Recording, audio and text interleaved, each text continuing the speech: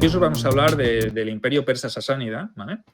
Intentaremos que sean solo los orígenes, los primeros tiempos y hablar un poquito sobre el primero de sus reyes de reyes, de su Shahanshah, ¿vale? Que es Ardashir I, ¿vale? El fundador de la dinastía sasánida, porque los persas sasánidas pues son eso, una dinastía que se hizo con el trono, expulsaría a los arsácidas, que eran los partos, que habían gobernado desde el siglo III antes de Cristo hasta el primer cuarto de este siglo siglo III después de Cristo. Entonces, imaginaos, casi 600 años de gobierno por parte de los partos, y luego se alzaría una dinastía sasánida, ¿vale? Que se haría con el poder de este imperio, ¿no? El imperio en esencia es el mismo, lo único que cambia es un poco el modelo directivo, ¿no? Sí, hombre, bueno, ya hablaremos si queremos adelante, pero yo creo que los sasánidas ya son un casi imperio, ¿eh? Los otros son más reinos, vasallajes y sin que dejen de ser los sasánidas esto, ¿eh? Pero ellos son más organizados, los sasánidas ya son más serios. Por eso le costó tanto a Roma. Correcto, por eso también los sasánidas pudieron imponerse a un imperio parto que era muy diferente, ¿no? En el sentido digamos, lo diseminado que estaban, no había un poder central suficientemente fuerte, pero bueno, esto lo hablaremos cuando entremos en el meollo de la cuestión. O sea, el tema de hoy va a ser eso, ¿no? No siempre de Roma vive el hombre, en este caso normalmente saldrá, ¿vale? No os preocupéis porque acabará saliendo Roma. Es un secundario de lujo en esta historia que os vamos a explicar, o sea que acabaremos tocando temas que quizá ya hayamos tratado, porque hay un momento en el cual los sasánidas y los romanos se juntan y coinciden, evidentemente, en una frontera constantemente en guerra, ¿no? Porque es esa frontera oriental del Imperio Romano y esa frontera occidental del Imperio Parto, luego el Imperio Sasánida, pues es una zona de rifirrafe, ¿no? Y será rifirrafe hasta hasta el siglo VII después de Cristo, cuando el Imperio Persa Sasánida sea derrotado, aniquilado y absorbido totalmente por el Islam, ¿no? Entonces, siempre será una frontera. Cuando hablamos, ¿recordáis cuando hablábamos sobre tiempos de Justiniano y el Imperio Romano de Oriente? Una de las fronteras más caldeadas y más permeables en este sentido, porque un día una ciudad era de los persas, otro día era de los romanos, ¿no? Entonces, es un foco constante de conflicto esta frontera, ¿no? Es curioso que ahora ya sabes que siempre vuelve a Roma, ¿no? Pero Roma estaba ahí siempre, ¿eh? Aparecieron los Darío, ya estaba Roma. Cuando los partos, los seleucitas también, que era, bueno, un poquitín anterior a los partos, también estaba Roma. Los partos Roma y los sasánidas Roma también. O sea, Roma cayó. Es el elemento común. Es el elemento común a todo, sí. Sí, es un Próximo Oriente un poco cambiante, ¿no? Este imperio persa, que primero es un imperio aqueménida, luego están los seleucidas y todos los diádocos, todos los descendientes de Alejandro, luego aparecen los partos, luego los sasánidas, luego los árabes. ¿Y quiénes están allí? Siempre los romanos, que son como siempre el enemigo, ¿no? Que se mantiene con sus altibajos, pero el elemento no cambiante de toda esta historia, ¿no? Porque todo es un contexto global, si lo miramos desde la perspectiva, desde la fundación del imperio persa aquemenida en tiempos de Ciro el Grande, de Ciro II el Grande, hasta la caída del imperio persa sasánida en el siglo VII después de Cristo, lo único que no ha cambiado en el contexto es la parte del enemigo, que es Roma, ¿no? O sea, sí, el enemigo occidental, es curioso, correcto, ¿eh? Es curioso. Correcto. Es cierto que, tal como va evolucionando esos imperios, Sergio, Roma no es la misma de la República que la del Imperio Romano de Oriente, ¿no? Pero bueno, ahí estamos, ¿no? Entonces, vamos a situarnos un poco, si quieres, Sergio, porque nos gusta divagar mucho, ¿no? Sí. Mira, íbamos a decir que no íbamos a hablar mucho y que a lo mejor hay que hacer una segunda parte del origen del imperio persa sasánida, sí. Imagínate.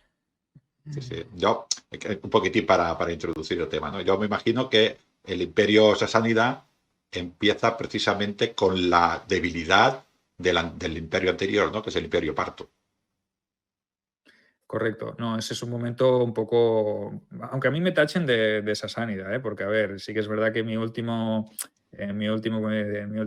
hobby está relacionado con el imperio persa sasánida, pero podría estar relacionado también con el imperio romano. A ver, no hay que engañarse. En la frontera, los arqueros persas o el tipo de arquería que se utilizaba podía ser tanto persa como romano. Los romanos también tenían arqueros auxiliares sirios que disparaban al estilo persa. Entonces, yo puedo decir, o puedes tacharme de sasánida o de parto, de lo que quieras, pero puedo ser parto romano sasánida. O sea, podría ser cualquiera de los tres, ¿no? ¿O qué? Sí, a ver, Sergio, yo he oído esos rumores en Castra, las cosas como son.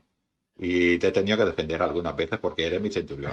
No es que te tenga mucho cariño, pero eres mi centurión. Y te he tenido que defender. Pero es cierto que tú seguramente estás con Aura Manza y rezas en tu despacho, en tus habitaciones, y tienes allí tu horario con este rey.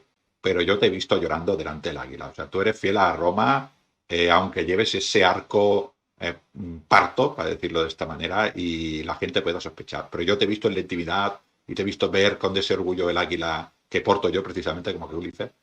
Y no, tú eres de corazón romano. Lo que pasa es que tienes estas cosas raras que hacen sospechar. Bueno, oye, pues gracias por este documento gráfico, esta prueba empírica que quizá desmienta un poco esas teorías, esos falsos rumores de que yo estaba trabajando para el Imperio Persa o para el Imperio Parto. O sea, nada más lejos de la realidad. Yo También soy te fiel digo, devoto al águila y a Júpiter también. también te Por digo, eso. Sergio, que no todo el mundo es tan magnánimo como yo, que igual acaban Ya. mal. Ya, no, correcto. Pero bueno, va bien tener al Aquifer como defensor, ¿no? Entonces, eso, pues mira, quieras que no, luego te pagaré los denarios por que testifiques en el juicio que tienen pendiente hacerme, pero bueno, todo va bien. Pero bueno, volviendo al origen del imperio persa sasánida, pues debemos decir, como tú bien has dicho, que se sustenta o emerge en un momento en el que el imperio anterior, el imperio parto, pues estaba en crisis, ¿no? Y ya haremos un programa sobre el imperio parto, ¿vale? Porque también me parece un tema muy interesante la subida al poder de los arsácidas, me parece un tema bastante interesante. Pero bueno, vamos a haceros o a daros 4 pinceladas sobre cómo surge ese imperio parto, porque también surge en base a los vestigios y las ruinas o a las cenizas de imperios anteriores, ¿no? Ya lo ha dicho Ángel muy bien, ¿no? Porque venimos de un tiempo en el cual hay un imperio aqueménida. Ese imperio aqueménida, gobernado por Darío III, es conquistado por el gran Alejandro, ¿vale? El gran Alejandro pasa allí como una pisonadora, conquista todo, conquista reinos, se va hasta el Pakistán, hasta el Hindu Kush, cruza el Hindu Kush y se va hasta lo que es la parte norte de la India. O sea, ahí genera un imperio vastísimo y evidentemente pues se produce algo catastrófico, que es que cuando muere el gran conquistador, pues evidentemente todo el mundo quiere, como hienas y como buitres, quedarse con los vestigios de su imperio, pero el problema Como es... la mafia, ¿no? Cada uno quiere su tajada.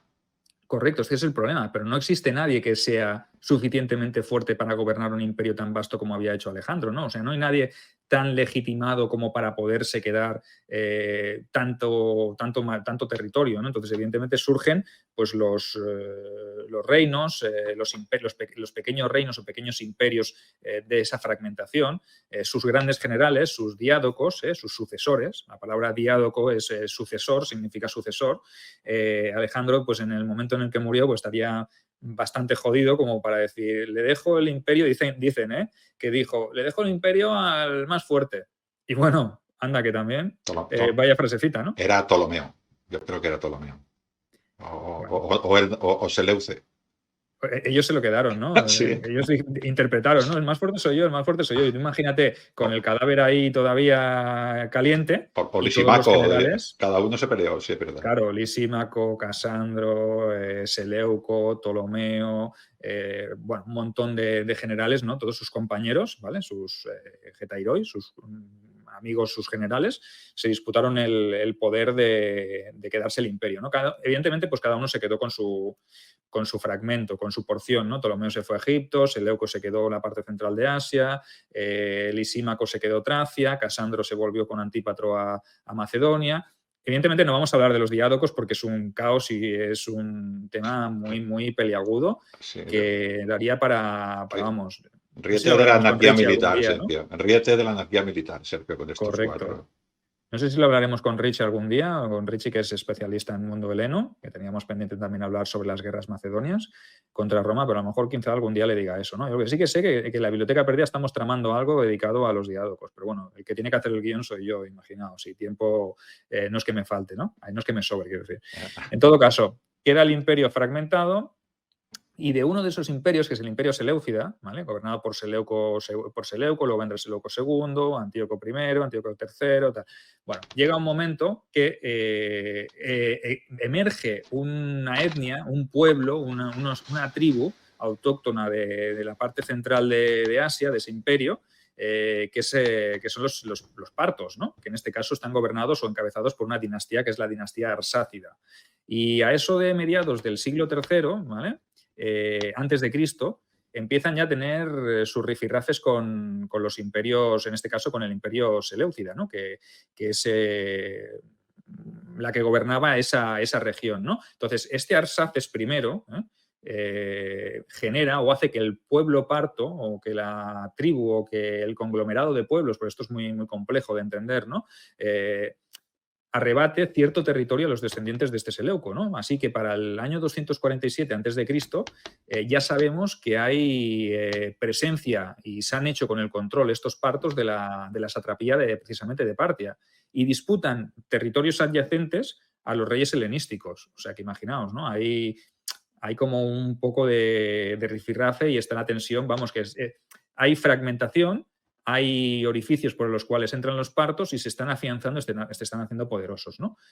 Se sabe que, por ejemplo, el rey Seleuco II y posteriormente Antíoco III intentaron recuperar ciertos territorios que habían obtenido estos partos, ¿no? Y en tiempos del rey Mitrídates I fue cuando los partos inician la campaña de conquista más importante, ¿no? Se hacen con una gran parte del imperio seleucida, llegan incluso a la capital del imperio, que es Seleucia del Tigris, y saben que al otro lado, o sea, imaginaos, está el Tigris, en una orilla, en la orilla oriental están los partos, en la orilla occidental está Seleucia del Tigris, que es la capital del imperio seleucida.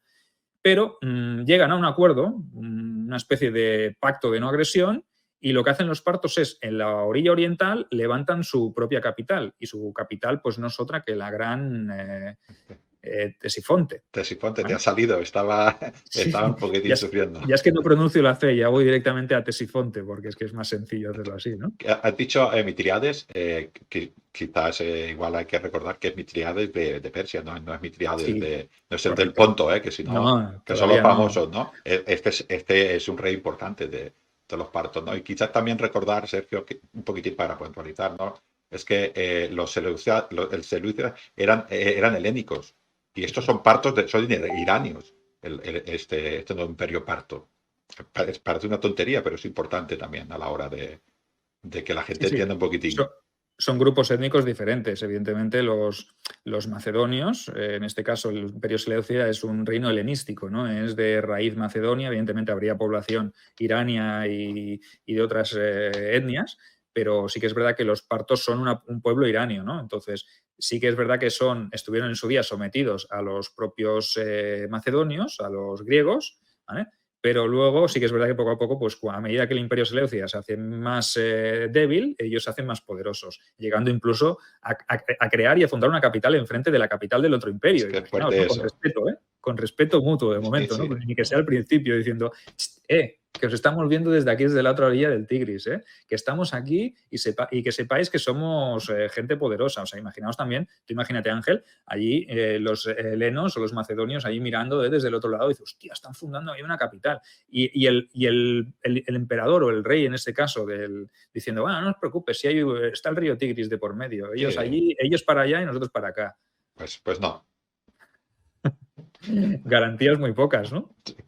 Sí, hombre, es verdad que los partos, igual que pasó con los demás, bueno, tardan un tiempo en hacerse con el poder, pero yo no sé si es que no se lo vieron venir o qué, pero poquito a poquito se fueron haciendo con el poder. Bueno, ya lo sabes, cayeron ellos y se quedaron allí los partos, ¿no? También es verdad que recibían ayuda. Siempre que hay un imperio débil, siempre les ayudan para que caiga ese imperio que es el enemigo de otro, ¿no? Y siempre lo mismo. ¿Tú crees igualmente que ahí ya había tejemanejes de la República Romana? Pienso. No sé. Es posible, porque ya estamos hablando que en el siglo I desaparecieron prácticamente. En el siglo II, antes de Cristo, empezaron a desaparecer, ¿no? Y Roma ya estaba con Macedonia aliada, ¿no? La guerra macedónica. Y en el siglo después se fue hacia Siria, hacia Oriente. No me extrañaría. Ya hablaremos del tema porque me parece un tema bastante interesante y no vamos a profundizar demasiado en el Imperio Parto, simplemente era una introducción, ¿vale? Pero que sepáis que seguramente en ese siglo I Roma, la influencia de Roma ya en Oriente era bastante extensa y es probable que la desaparición o la caída de los imperios, en este caso los antiguos imperios helenísticos, tuvieran algo que ver con bueno, tenemos a Mitrídates también, ¿no? Que Mitrídates también tenía un reino helenístico de herencia de esos diadocos también y acabó sucumbiendo también. Quien habla del Ponto habla de Bitinia, quien habla de Bitinia habla de todo el tema de Antioquía, toda esa zona ya con una fuerte influencia romana. Entonces, es probable que hubiese algún tipo de no colaboración, pero sí que en algún momento determinado alguna presión por parte de los romanos para que al final este imperio seleucida acabara también sucumbiendo, ¿no? Claro, estaban ahí los romanos ya prácticamente tocando, y si no, con todos estos reinos, en este caso no son vasallos de Roma, estos reinos aliados de Roma, ¿no? Que iban cayendo a la República, pero Roma ya estaba influenciando directamente, con lo cual no me extrañaría que, claro, cuando crece un imperio importante, pues casi siempre va cayendo otro. Claro, ten en cuenta que cuando se produce la última de las guerras macedonias, ¿vale? Contra Filipo V y Antíoco, también vienen o sea, también se envían tropas desde el Imperio Seleucida para ayudar contra los romanos. Entonces, es muy probable que en el momento en el que se derrota a las legiones o a las falanges de Macedonia que están aliadas con las seleucidas, de allí surja también un deseo por parte de Roma de decir, oye, pues ¿verdad que habéis participado aquí, que os habéis levantado en armas contra la República? Ahora que hemos ganado, también lo vais a pasar mal. Y evidentemente, ¿quién saldría favorecido de allí? Pues los partos, ¿no? Que eran los que tenían ahí la frontera limítrofe con el Imperio Seleucida. Además, a mitad ya del siglo... estamos hablando del siglo II, siglo I, ¿no? A mitad del siglo I, un tal Craso ya los tenía ahí. Claro. No supo qué hacer con ellos, pero ya los tenía ahí. Correcto. Si te parece, yo aquí pararía todo lo que es el tema del Imperio Parto, porque ya hemos más o menos, ya le dedicaremos un programa porque sabemos que os gusta y que os gustará. Quizás la anécdota, Sergio, la anécdota de Atra sería importante. No, eso que has dicho tú de los partos, este tipo de alianza, que los partos y los romanos tan enemigos como eran, alguna vez lucharon juntos. Sí. Correcto, sí, es que es verdad, sí, las fuentes lo certifican así, ¿no? Que hubo alianzas y ayudas mutuas, entonces ya lo profundizaremos, no te preocupes, porque es que si no, no vamos a hablar hoy del Imperio Persa. Vale, muy bien, metémonos. No os preocupéis, seguro que ahora en los comentarios nos dejaréis, hostia, pues hablad del Imperio Parto y de esta alianza entre Roma y Partia, va, pues apuntamos, ya nos ponemos también nosotros deberes y hablaremos del tema, pero hoy, si os parece, vamos a hacer el salto, ¿vale? Y vamos a entrar un poquito en el mundillo persa-sasánida, ¿vale?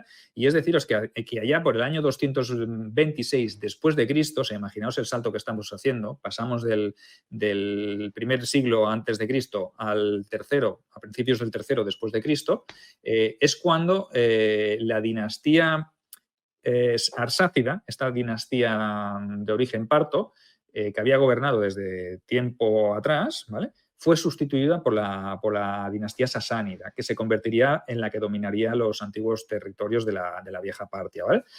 Pero, si os parece, conozcamos un poco mejor a estos sasánidas que acabaron haciéndose con el control, ¿no? Porque hay una información, no es muy grande la información de la que disponemos, pero nos da ciertas pinceladas sobre su aparición, ¿no? Hay poquitos datos, pero nos dan algo para hacernos una idea de dónde surge esta dinastía sasánida, ¿no? Sabemos, por algunos escritos, que existió un tal Sasán, ¿vale? Que era sacerdote de la diosa Anaíta, que era la diosa de la luna y de la fertilidad en la ciudad de Istakar, ¿vale? Esto como origen. Esto lo hablo muy bien, pues si nos quedamos muy cortos, os remitimos a un episodio muy bueno que tiene Carlos de Miguel en su podcast que habla precisamente sobre esto, sobre la fundación del Imperio Persa Sasánida, ¿vale? Que lo explica con un poco más de extensión y me parece que es bastante interesante, ¿no? Más o menos, como es tan poca información, Ángel, tampoco nos da para mucho más. O sea, no hay... Bueno, es un poquitín para que tengamos, para que nuestra audiencia entienda que empieza en un lugar determinado, un pequeño lugar, una persona que se hace de una ciudad y va creciendo. Correcto. En este punto, en esta ciudad de la antigua Pérside, pues se encontraba la ciudad de Istakar, que pertenecía a la región de Fars, ¿vale?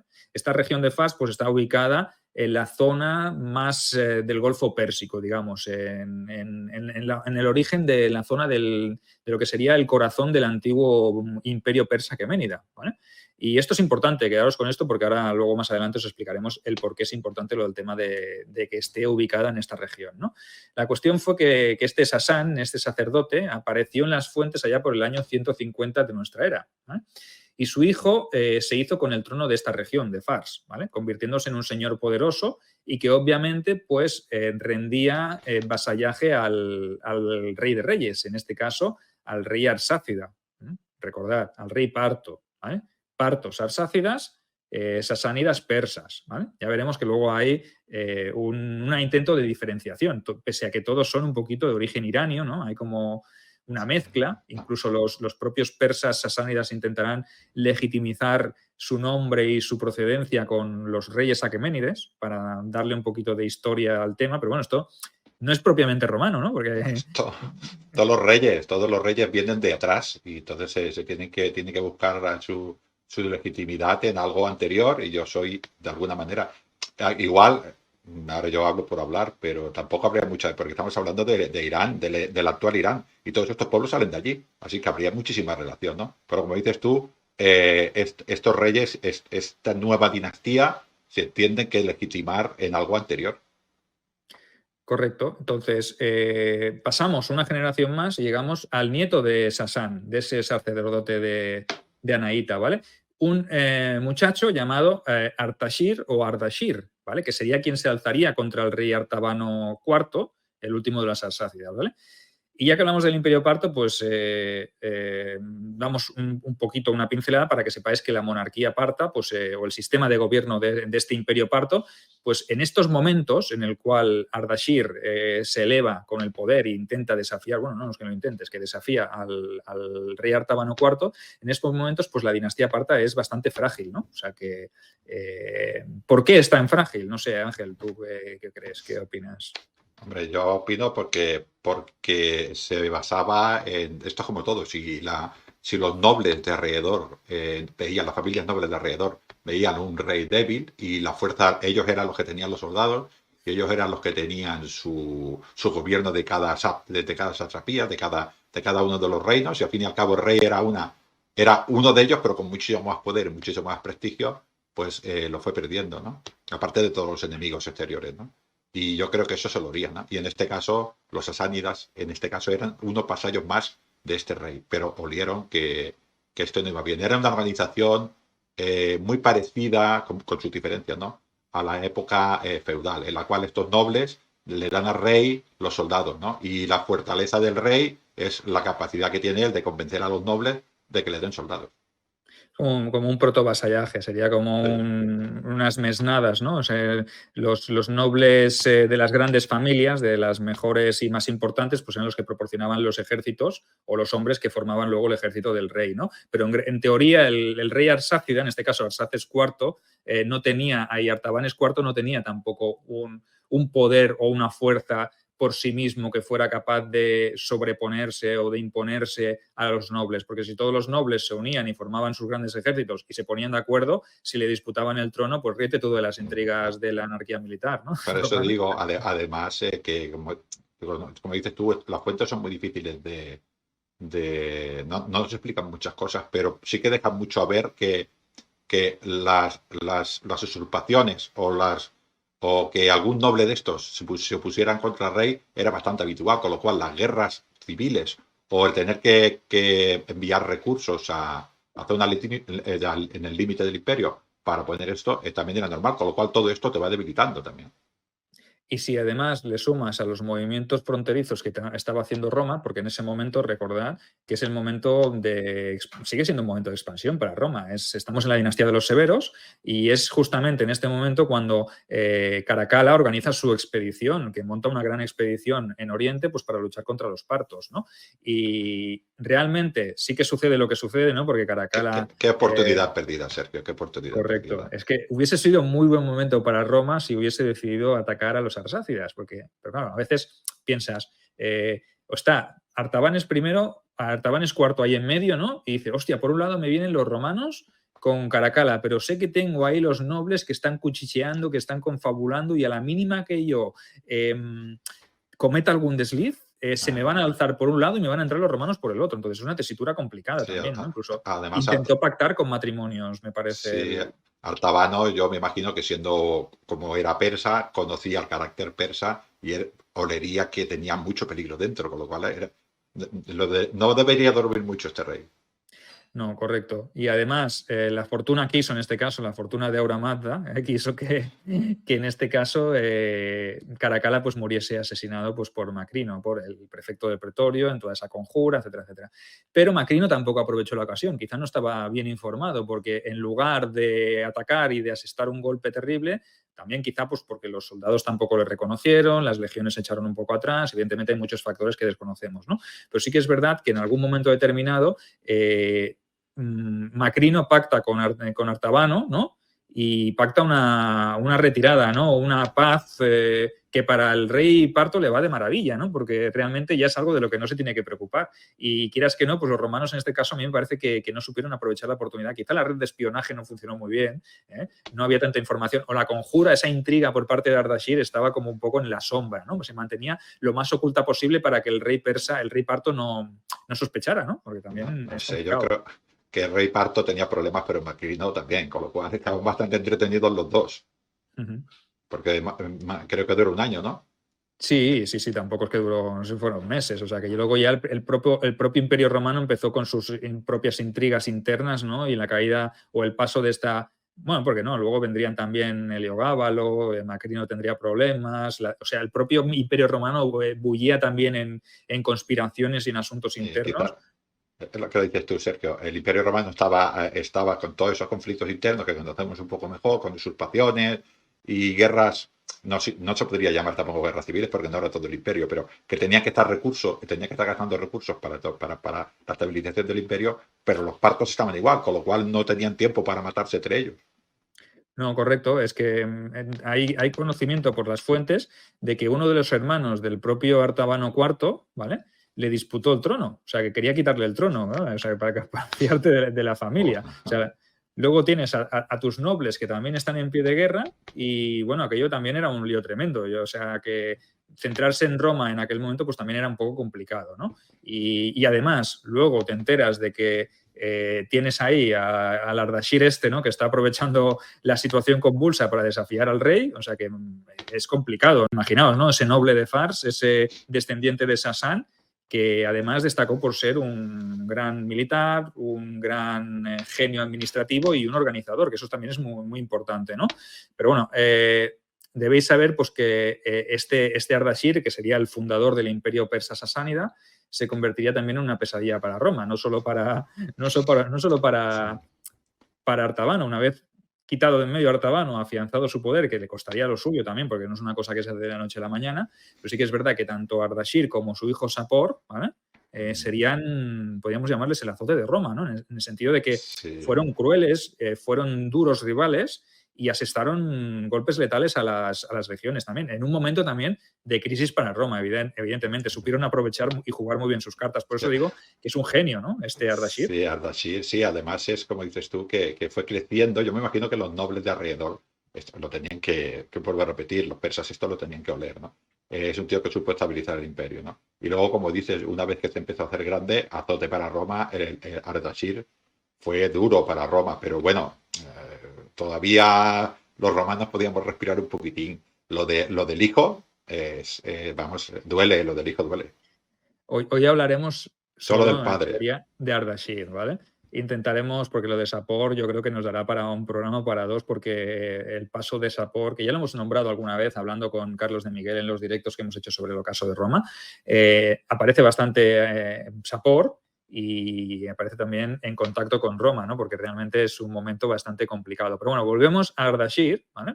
Para no desviarnos mucho del tema. Hemos hecho 4 pinceladas, ya sabéis todos los que nos seguís cómo estaba Roma en este momento, nos vamos a descubrir la sopa de ajo ahora, ¿vale? Sí que los que no lo sabéis, os invitamos pues, que vayáis a los programas que hicimos sobre el caso de Roma, que lo narran perfectamente, ¿vale? O sea que ahí, La ¿verdad, familia, Ángel? Ahí tienen sí, una tenemos biblioteca. la familia de Artabano en Persia y allí tenemos las Julias en Roma, con lo cual vamos a liarla, ¿no? Los emperadores sirios, ¿no? Así que si lo de Roma es un lío, que vayan estos de cosas de Roma, que es muy interesante. Pero volvamos a Persia, que los tenemos ahora ahí liados en guerra. Sí, la cuestión fue que este Ardashir I, pues evidentemente se alzó en armas, retó la autoridad, desafió la autoridad de Artabano y los ejércitos, sí, porque se produjo una batalla, se cruzaron en la batalla de Hormizdagan, que es una batalla de la cual no hay muchas fuentes, no hay muchos registros.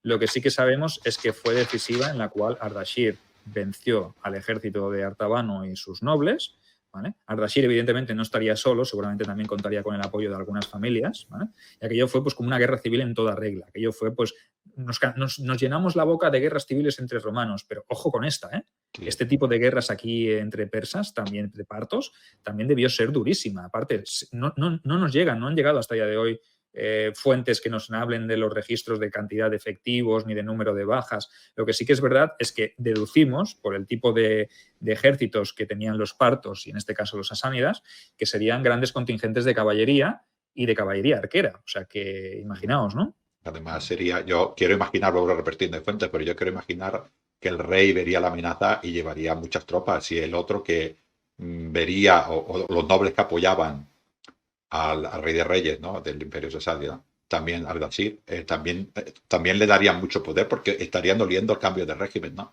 Así que debería ser una batalla épica. Ahora eso sí, como has dicho tú, de caballería, arqueros y catafractos, ¿no? Una batalla muy difícil de imaginar para nosotros que somos infantes de legionarios romanos, que somos infantes, ¿no? Pero debería ser una batalla enorme. Y se rumorea, se dice, las fuentes dicen, esto yo no sé si lo dijo Ardashir luego en sus crónicas, que es lo más probable, el vencedor siempre escribe la historia y deja al vencido por los suelos. Lo dicen que incluso antes de la batalla varios de los nobles que estaban en el ejército de Artabano decidieron cambiarse al bando de Ardashir. Quizá lo vieron más claro, ¿no? Quizá el sistema parto, Ángel, el sistema arsácida, ya estaba tocado de muerte, ¿no? Entonces se requería un cambio, es un proceso natural, ¿no? Sí, yo estoy convencido porque la estructura de gobierno que hicieron los sasánidas, Ardashir en este caso, es diferente a la parta, ¿no? A ver, no es un cambio 100% radical, ¿no? Pero es diferente. Esto ya tiene unas estructuras de Estado y una manera de Estado, protoestado, ¿no?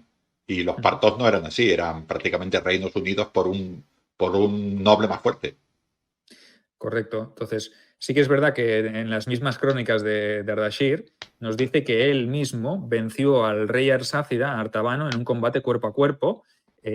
Bueno, no sé, pero yo aquí, claro, esto ya es la propaganda particular, ¿no? Yo teniendo en cuenta el modo iranio de hacer la guerra, con su énfasis en la protección de los líderes, pues esa formación o esa afirmación a mí me parece que es poco probable, ¿no? No sé si pudo llegar a ser o así.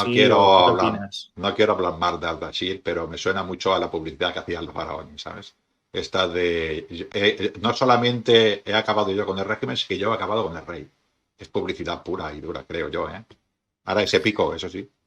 Sí, correcto. Él lo pinta así y luego, claro, evidentemente, pues te lo puedes creer o no te lo puedes creer. A lo mejor se marcó un Ramsés II ahí en toda regla, ¿no? Y eso digo yo, Ramsés segundos. Cuando decimos marcarse un Ramsés es más que nada el bulo, ¿no? De yo estuve allí, me cargué a no sé cuántos, entonces, claro, eso es muy, muy de Ramsés, ¿no? Y muy de faraón, ¿no? Pero bueno. Sí. De todas maneras, que nos perdonen los egipcios, ¿eh? No, los faraones egipcios, los egipcios. Sí. De todas maneras, es cierto que fue una batalla importante, pero un imperio como era el imperio parto no cae de la noche al día. Quiere decir que eso hay que consolidarlo. Correcto. Yo pienso que eso es importante, ¿no? Fue una victoria aplastante, pero cuesta.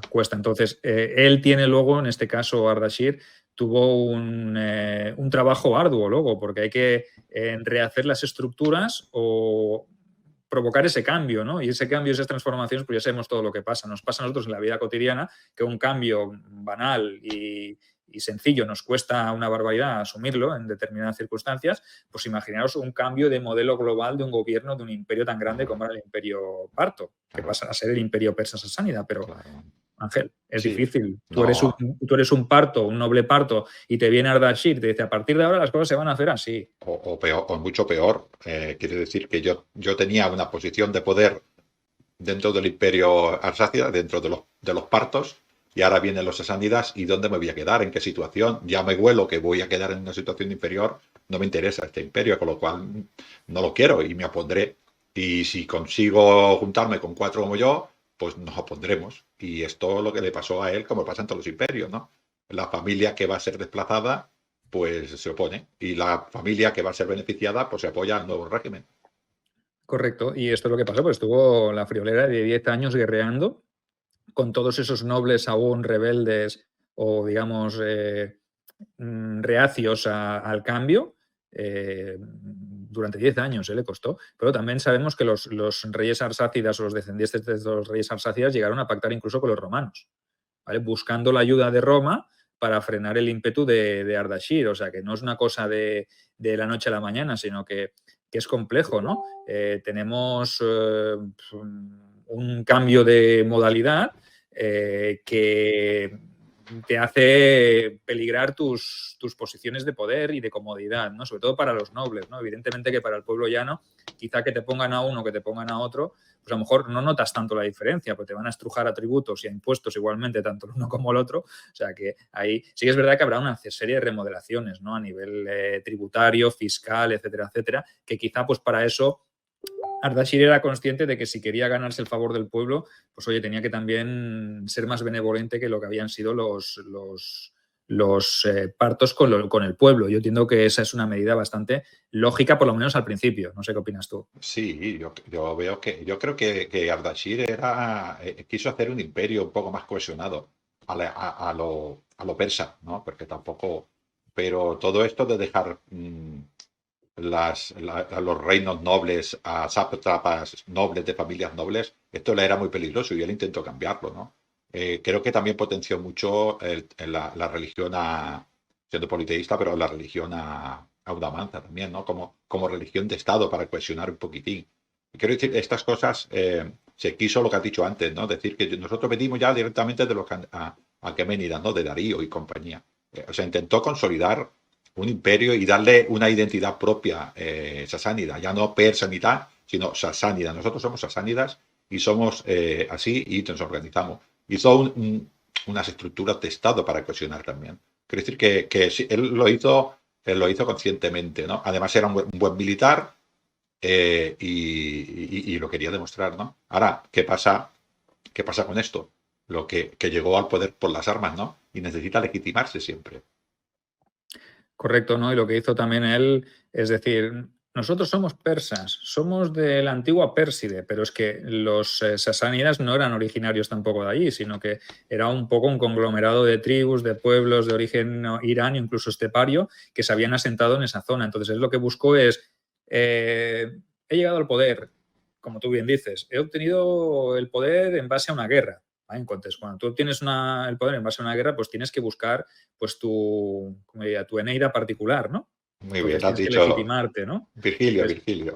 sí, correcto. Entonces coges la adoración a Aura Mazda, que es el dios principal, y tú dices que eres descendiente de los persas aqueménides, ¿vale? Y dices, hostia, es que yo soy descendiente de Ciro, de Darío, de Artajerjes, y me cambio mi nombre, en vez de ser Ardashir, pues para vosotros soy Artajerjes, ¿vale? Entonces, la maquinaria de propaganda se pone en marcha. Entonces, tú estás diciendo que tú eres más legítimo que los arsácidas, que por eso les has hecho la guerra. Y cambias todo el modelo, o sea, un modelo diferente en el cual, siendo conocedor, porque realmente, Ángel, este señor Ardashir fue uno de los nobles pertenecientes a una de esas familias importantes, sabía cómo funcionaba la estructura desde dentro. Cualquiera le podía disputar a él el poder. Claro, Entonces, ¿qué tienes que hacer en ese momento? él era vasallo más y así lo sentía, fue creciendo, fue creciendo, fue creciendo. Y bueno, yo creo saber que he oído las lenguas por ahí que empezó a quitar nobles de estos y puso a sus familiares. Le tendría que tener mucha confianza, pero puso a sus familiares. O sea, quiso estabilizarse ese imperio. Claro, y quieres generar como una sensación o dar la sensación de que yo no soy como los arsácidas. Yo soy un elemento de poder fuerte, ¿vale? Si alguien me quiere disputar el trono, me lo va a disputar a mí y a todos mis nobles, porque quiero hacer, salvando las distancias, una piña, ¿vale? O sea, si tú pones a tus familiares y a tu gente de confianza, evidentemente te la pueden disputar, porque, a ver, incluso tu hermano te puede ahí hacer la cama en algún momento determinado, ¿no? Pero si tú te muestras como un monarca duro, contundente, afable con el pueblo, ¿no? Porque incluso integras, porque los sasánidas otra cosa no, pero a nivel militar cambian todas las estructuras de reclutamiento, cogen a los hijos de los nobles y los educan en las armas, los hacen formar parte de la estructura del imperio. Entonces, hay una serie de reformas, una serie de manera de concebir el nuevo imperio que quiere desmarcarse de un imperio débil, ¿vale? Y quiere dar la sensación a los nobles de que disputarles a ellos el poder es algo que no entra dentro de los planes, ¿no? Entonces, tienes que ser duro, contundente y sobre todo darles victorias también, porque si no les das éxito y no les das grandeza militar y fortuna y botines, etcétera, etcétera, tampoco te los vas a poner porque nadie quiere un rey débil, ¿no? No, Sergio, esto está inventado. Cohesión interior, intentar estructuras de Estado y enemigo exterior para cohesionar más el Estado. ¿Cuál es el enemigo exterior más potente que tenía? Pues ahí me tengo que legitimar. Es tal como lo dices, ¿eh? Ahora, eso sí, los sasánidas, como has dicho tú, esta estructura que hizo Ardashir le dio la fuerza que luego tuvo. Sí, correcto. A ver, realmente hay que verlo desde el punto de vista de los otros también, ¿no? Es decir, no dejas de ser un usurpador, ¿vale? Y eso también es una mancha en tu expediente y haber obtenido el poder por la fuerza, pues es menos legítimo, ¿no? Evidentemente que ser el sucesor, que ser el que te toca o que, yo que sé, tu predecesor muere y te nombra a ti heredero, pues eso es difícil, ¿no? Pero, a ver, aguantar o conseguir que de esto surja un imperio que durara hasta mediados del siglo VII, o sea, que no era débil. O sea, que yo creo que en pocos momentos de la historia del imperio persa sasánida, de los cuales ya hablaremos más adelante, habrá un gobierno débil o habrá un rey de reyes, un Shahanshah que le dispute el poder, un general o un... Sí que lo hay, porque lo habrá, evidentemente. Es difícil encontrarte un sitio en tantos años de historia, un momento en el que no suceda, pero incluso y así, el usurpador seguirá un poco la línea de Ardashir, ¿no? Es decir, si quiero mantenerme, sé que tengo que ser así y que luego tengo que dar una imagen de ser un elemento de poder. Entonces, lo importante es controlar la administración.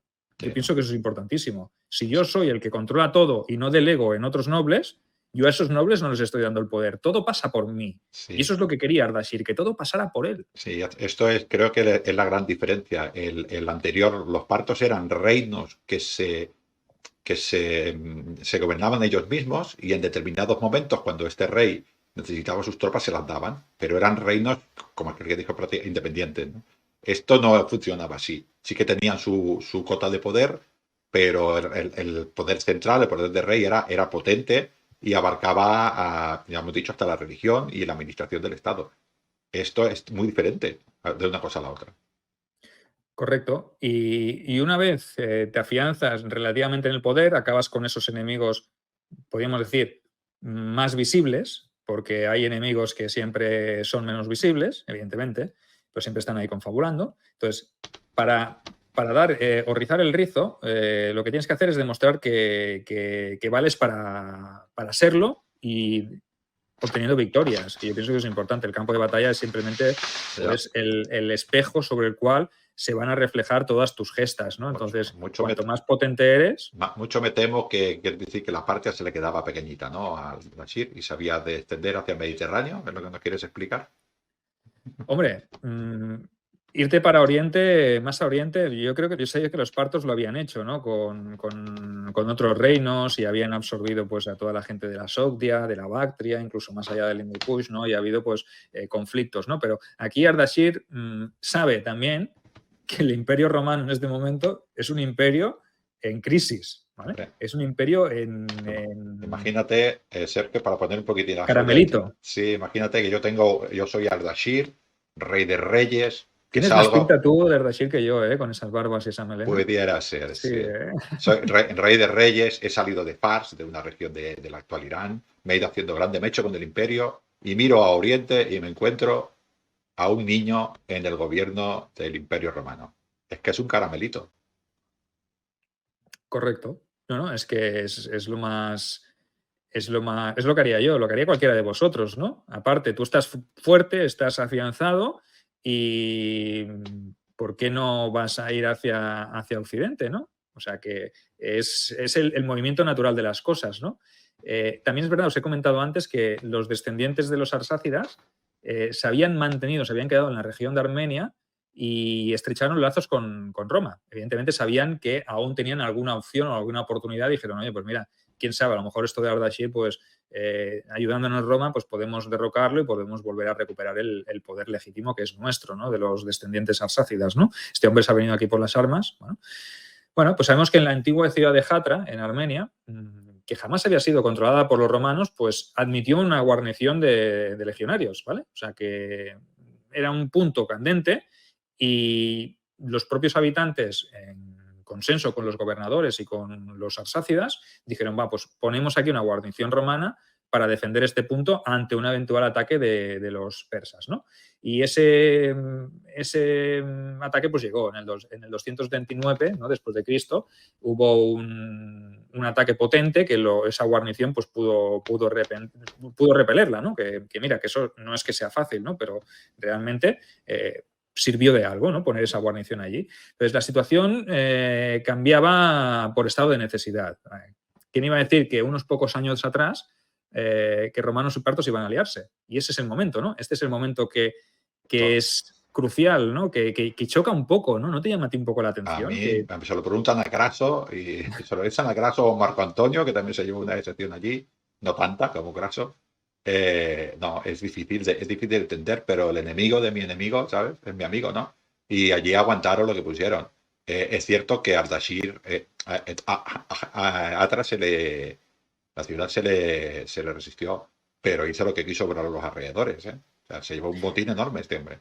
Claro, Ángel, tú imagínate cómo tenía que ser Ardashir para que los romanos y los partos se juntaran. Sí, claro. Una amenaza grande, ¿no? Es muy grande, muy grande. Ellos que cuesta, es como, ¿sabes? Estos anuncios de la Pepsi Cola, Coca-Cola, que es imposible que se peguen. Pues es exactamente lo mismo. Es la historia tiene estas cosas tan magníficas, ¿no? Partos y romanos en una muralla de una ciudad defendiéndose contra Sasánidas. Es enorme, es enorme. Correcto. Y en ese año 230, o sea, el año siguiente, se dedicó a saquear toda la provincia de Mesopotamia, a ir para arriba, para abajo, pim pam, aprovechando pues también que el que estaba al mando del imperio pues era Alejandro Severo y que era un muchacho, que era débil, que tampoco es que tuviera un perfil de emperador soldado, no tenía tampoco demasiada, podemos decir, carisma, ¿no? Ninguno. Era un crío, era un crío. Además, creo que en vez de mandar primero las tropas, lo que le mandó fue a ver si te puedo comprar la paz. Y el Al-Bashir dijo, si yo no es que no quiero dinero, no me hace falta dinero, yo lo que quiero es gloria. Y se valentonó más todavía. Claro, eso le hizo a Ardashir decir, pues si ya era débil, imagínate ahora que me ofrece dinero, ¿no? Aparte, me parece que las legiones que estaban acantonadas en aquella zona tampoco es que fueran demasiado potentes, ¿no? Había lo justo y lo imprescindible y eran un poco baguetes, ¿no? Y entonces, encontrarse con un ejército bien curtido como era el ejército sasánida en ese momento, más fácil imposible, ¿no? Sí, al final de la dinastía de los Severos y el principio de la anarquía militar, el romano tendría más miedo a los propios romanos que al enemigo, porque fue terrible. Imagínate, ¿no? Sí, lo que sí que sabemos es que Alejandro Severo pues tuvo que reaccionar, ¿no? O sea, que él sabía que también ahí, quizá no Alejandro Severo, pero sí asesorado por sus consejeros, ¿no? Que le dirían, oye, como no nos pongamos las pilas, el Ardashir nos cruzan la frontera. Por Maximino, se lo diría Maximino. Sí, correcto, Maximino, que estaba allí diciendo, a ver cuándo comete el fallo este chaval y le apego yo aquí el golpe definitivo, ¿no? Pero bueno, sí que es verdad. La cuestión es que reunió el emperador una fuerza expedicionaria de todos los confines del imperio y se dirigió hacia el este, ¿no? Para intentar frenar esta expansión de los sasánidas. No todo iba bien en sus filas y ya que la moral también estaba baja, porque hay que tener conciencia de que todo había salido mal y que los persas pues estaban comiéndose el terreno, ¿no? Y antes de que llegara incluso el ejército a la parte del Limes oriental, sabemos que hubieron motines. O sea, que imagínate, ¿no? Ya la cosa no los soldados no querían ir a Persia. Mira cómo estaba la cosa. Sí, sí, tú imagínate. Y eso, si los soldados no quieren combatir y los persas van campando, pues esto es un éxito total, ¿no? Para los sasánidas. Sergio, te pongo en situación. Yo soy un soldado de la décima Gémina, de la décima Gémina, que estoy en Panonia. Y me dicen, vamos a luchar a Persia. Y me encuentro un emperador, no sé qué edad tendría que en la época, 14, 15, 16 años. Es que se me cae el alma, es que es una cosa ¿cómo voy a luchar contra...? Que igual ya sabrían algo. Al-Dashid se ha cargado a los partos que nosotros no hemos podido. Es que es para ir con miedo. Correcto, y está acampando por allí, ¿no? Entonces, sí que es verdad que el ejército avanzó, cuando llegó, o bien se enfrentaron a los persas en alguna racia o algo, pero o ellos mismos se fueron, dijeron los persas, bueno, ahora ¿para qué nos vamos a enfrentar a este ejército si ya hemos saqueado, nos hemos llenado aquí las sacas, nos vamos con oro, nos vamos con esclavos, nos vamos con lo que haga falta, pues bueno, nos marchamos. Y lo que hizo el ejército romano fue penetrar en territorio persa, pues formando 3 columnas. Una de ellas fue aplastadísima, podemos, destruida totalmente por el ejército persa poco antes de que Alejandro Severo ordenara el repliegue a una zona segura. Evidentemente, esto demostraba pues, que Alejandro no era un militar de carrera y que el planteamiento tampoco había sido bueno ni había sido bien asesorado, ¿no? Sí que es verdad que de estas operaciones pues, el resultado es que todo quedó en punto muerto, no favoreció a ninguna de las partes. Alejandro tuvo que dejar la frontera oriental y se fue a Roma a celebrar un triunfo que obviamente es probable que no sucediera ni que tuviera nada que celebrar, pero ¿qué iba a ir a Ardashir a decirle, oye, perdona, que no me has ganado, que esto no ha quedado en victoria? Pues él se marcó su propaganda, ¿no? Cada uno aquí tiraba de... Es tan terrible lo del final de los severos y principios de la anarquía. O sea, no ha hecho nada y el tío va y dice, pues yo, lo mismo que le pasaba a Ardashir, que se tenía que legitimar con una victoria, pues Severo sin victoria ninguna dijo, yo me legitimo con una victoria y vamos a celebrar el triunfo. Es terrible, pero sí, eso fue lo que sucedió.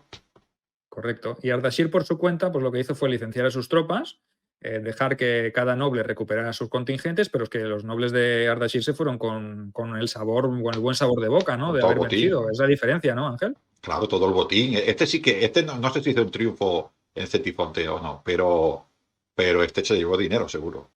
Se llevó dinero y se llevó el apoyo de sus nobles, ¿no? Decir, hostia, si estamos con Ardashir, tú imagínate, quizá hacía mucho tiempo que Artabano no había ni luchado contra los romanos aprovechando la situación de debilidad. O sea, necesitaban victorias, necesitaban vencer a su gran enemigo y Ardashir les estaba llevando la victoria. Entonces yo te hago una pregunta. Esto estamos hablando a principios de el 230 Dios, creo que es esto. Un poco después dice Ardashir, estaba ya, y seguramente ya se había gastado el dinero y dije, oye, pues vamos a hacer otra campaña. Y los nobles dirían, ¡vamos!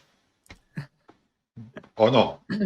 Hombre, si se basaban en la experiencia, el ser humano se basa en la experiencia, y la experiencia previa había sido, oye, pues mira, siguiendo a este hombre hemos vuelto ricos y riquísimos, ¿no?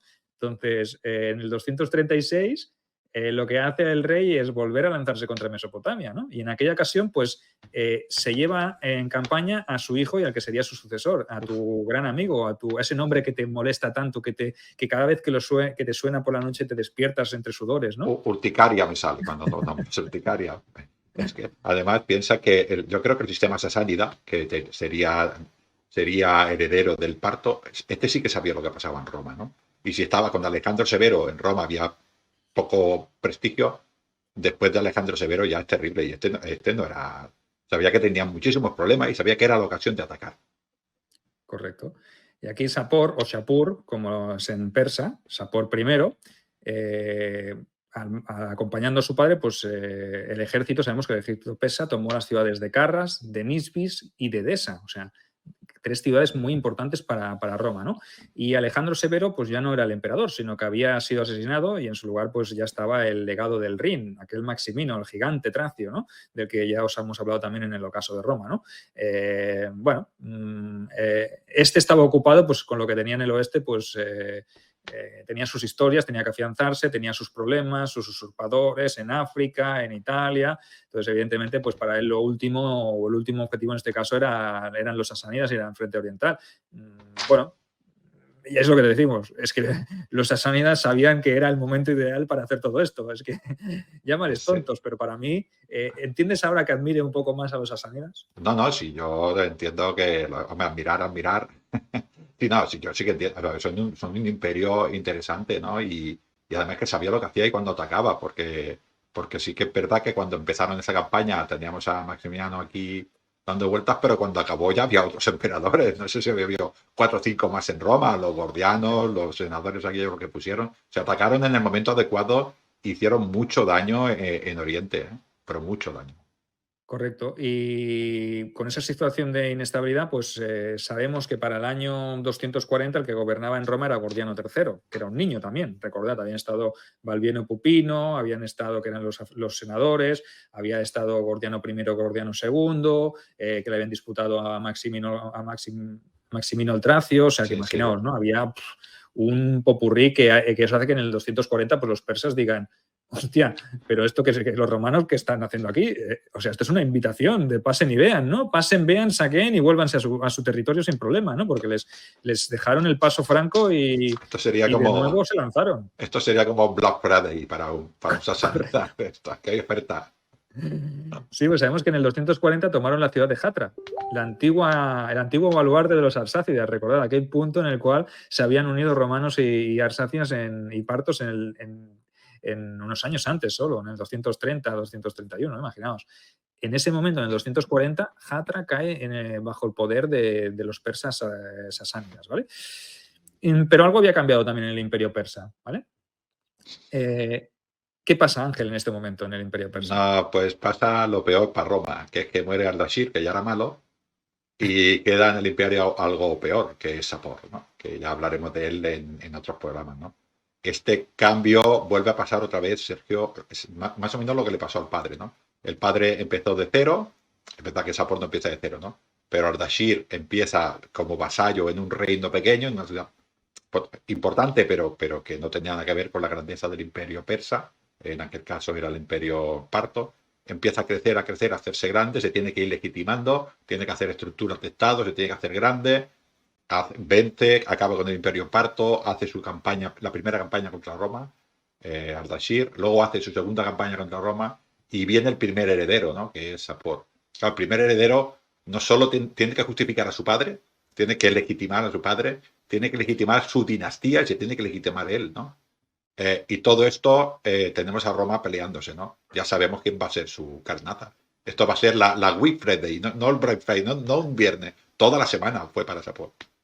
Claro, entonces Sapor primero pues, se convertiría en el terror de Roma y aprovechando también la coyuntura. Hay que entender todo esto no como sí como la grandeza y el alzamiento y la consolidación del imperio persa, sasánida, pero también es verdad que en ese momento no había delante un imperio romano suficientemente potente, organizado y bien estructurado como para plantarle cara. Entonces, sí que es verdad que todas las condiciones favorecieron a que el imperio persa sasánida pudiera surgir de esta manera y pudiera afianzarse relativamente rápido, ¿no? Y convertirse pues, en el terror de Oriente, ¿no? En ese gran archienemigo que estaría durante siglos dando por saco a los romanos, ¿no? Pero bueno, eso ya es otra historia. Yo, si te parece, para ser el primer programa, yo creo que ha sido muy interesante. ¿Cuánto nos ha salido del programa? ¿Cuánto llevamos ahora? Un poquito más de una hora. Vale, pues una hora. Más o menos el margen es el estipulado. En vez de meternos con Sapor y seguir haciendo historias sobre Sapor, yo lo que haría es plantar el huevo aquí, plantamos en Ardashir primero y ya retomaremos con Sapor, siempre y cuando la audiencia quiera saber más sobre los persas sasánidas. No sé si les ha interesado, que nos lo dejéis en comentarios luego. Sí, que nos den comentarios, puntualizaciones, opiniones también sería muy importante, porque así las podríamos ir diciendo. Yo no sé, Sergio, Sapor lo podríamos dejar, ¿no? Porque se me ha parecido el espíritu de Filipo el árabe y el hombre lo está pasando muy mal. Con lo cual, están allí todos de rodillas pidiéndole clemencia a Sapor, ¿no? En ese relieve que os hemos puesto de fondo, donde se ve a gran Sapor primero, ¿no? O sea que realmente sí, yo lo dejaría, pero bueno, no creo que la audiencia quiera. Yo creo que la audiencia quiere saber más sobre Sapor y ahora y ahora yo creo que más de uno dirá, hostia, pues los persas sasánidas molan un poquito. Además, no están mal tampoco. No, hombre, está bien. Es muy curioso lo que hemos dicho cuando hemos empezado, ¿no? Desde los Aqueménides, o sea, Darío, estamos hablando de Alejandro, esta continuidad de imperio, ¿no? Tan importante, los Seleucidas, luego los partos y luego los sasánidas, y tenemos ahí a Roma, que sin desaparecer el imperio, pero la república no tiene nada que ver con el autoimperio, ni no tiene nada que ver con nada que ver, es el mismo imperio. Pero son estas adaptaciones que Roma quizás sí se supo adaptar, ¿no? Y sin embargo en estos sitios no dio tiempo a otro tipo de cambio, que era cambiando ya no solo dinastías, sino también imperios y maneras de ir, ¿no? Pero estos paralelismos, ¿no? Cómo vamos pasando uno al otro, ¿no? Y a veces coincide, porque el imperio parto se hace fuerte prácticamente con el imperio el Imperio Parto, con el final de la República y con todo esto de la dinastía, la anarquía militar, es cuando se hacen grandes los sasánidas. O sea que siempre hay una simbiosis entre estos imperios.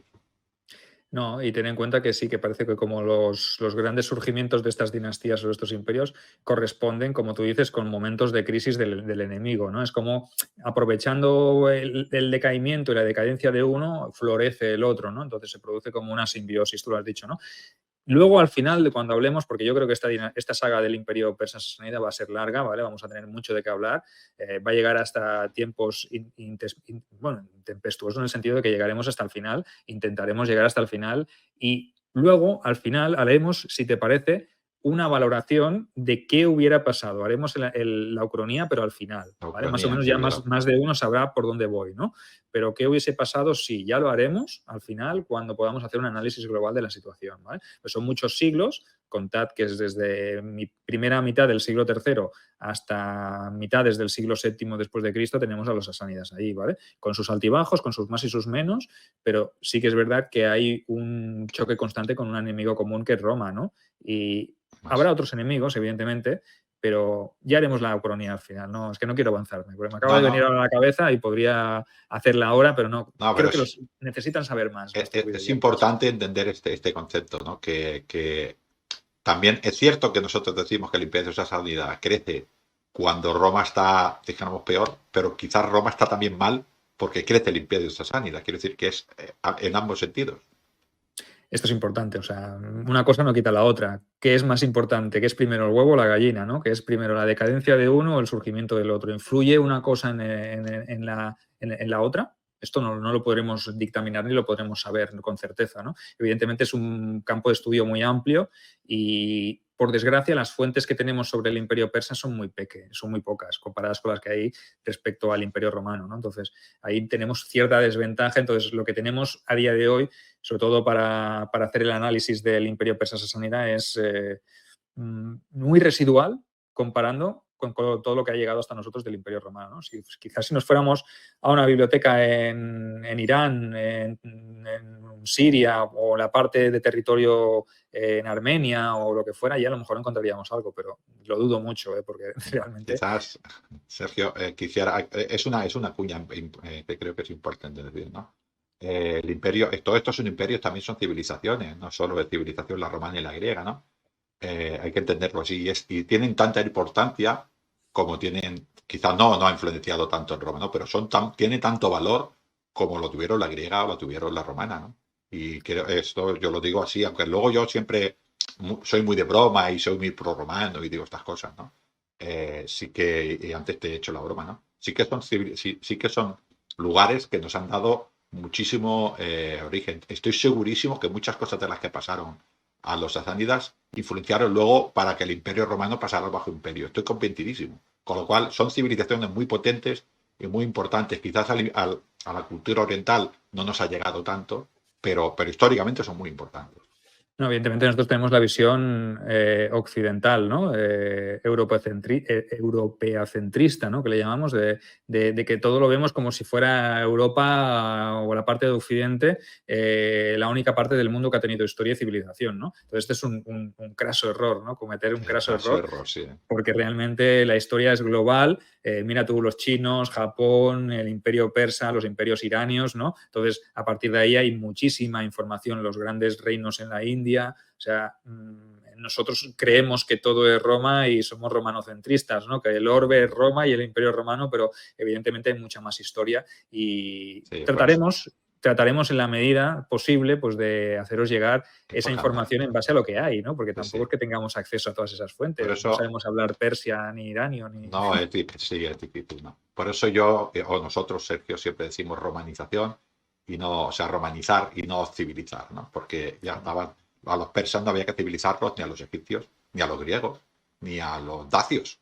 Ya eran civilizaciones, ¿no? Entonces No, nosotros no decimos les llamaban... romanizar. Los romanos no llamaban bárbaros a los persas, ni a los partos. En ningún momento los trataban como bárbaros. Los bárbaros eran aquellos que estaban más allá del limes, pero que estaban por civilizar, ¿no? Por romanizar. En este caso, sabían los romanos que a la única manera de acabar con el parto o con el persa era derrotando y eliminándolo. Sí. porque era otra civilización, era otro imperio a la par de ellos. O sea que realmente no es lo mismo, lo mismo que hicieron con los griegos, ¿no? O absorberlos. Pues los griegos también eran una civilización y eran una cultura, no eran bárbaros. ¿Vale? Los griegos sí consideraban bárbaros a los romanos, Bueno, pero sí. los griegos es que eran muy, Muy muy griegos. suyos, ¿eh? Muy griegos. No, pero quería hacer ese apunte porque yo a veces soy muy de la broma, Sergio, y a veces las personas pensarán eso. No, yo admiro todas las civilizaciones, las valoro a todas, pero siempre hago de romano y como romano intento expresar las cosas que diría un romano, ¿no? Pero yo romanizo, no civilizo. Perfecto. Hecha esta matización, esta puntualización, pienso que es importante. Yo creo que damos por finalizada la sesión de hoy. Esperamos que os haya gustado el primer programa en el nuevo formato. Para nosotros es más cómodo, para vosotros también. Esperamos vuestros comentarios, tanto en iVoox como en YouTube, como en Facebook, cuando lo colguemos, cuando nos veáis. Esperamos que os haya gustado y amenazamos con volver con este tema y con muchos más, porque tenemos una lista de programas ya en cartera que los iremos emitiendo. Recordad, yo creo que aquí ya nos podemos mojar un poquito, ¿no? Tu programa, Ángel, el Lignum en Roma, se cuelga los viernes. Sí. ¿Qué te parece si estos directos visuales en Facebook y en YouTube los colgamos los domingos a partir de las 5:30, 6? Me parece perfecto. Sí. Vale. Sí, así abarcamos más días y como son públicos diferentes y plataformas diferentes, pues perfecto. Así uno puede tener el domingo pero una cosa y el viernes lo baja y lo escucha. Perfecto. Pues dicho esto, seguiremos trayéndoos contenido de este estilo. Volveremos a Roma, no os preocupéis, seguiremos hablando de Roma. Y algo más que decir, algo que añadir. Yo pienso que el primer programa ha sido interesante. ¿Te has sentido cómodo tú en este aspecto, en esta parte más, digamos, más Sí. sassanida? A ver, yo conozco, yo no soy tan, tú eres más experto en historia antigua, yo soy más de Roma, ¿no? Ardashir era un enemigo temible. Yo, como hemos parado en Sapor, pues me encuentro bien. Cuando vayamos a Sapor ya te lo diré. A Sapor ya te lo diré. Ya te sentará peor, pero bueno, sobrevivirás. Los legionarios romanos sobreviven a cosas y adversidades mucho peores. He sobrevivido a los panonios, imagínate. Bueno, Ángel, pues un verdadero placer y nos vemos en la siguiente. Cuidaros todos y que vaya muy bien. Adiós.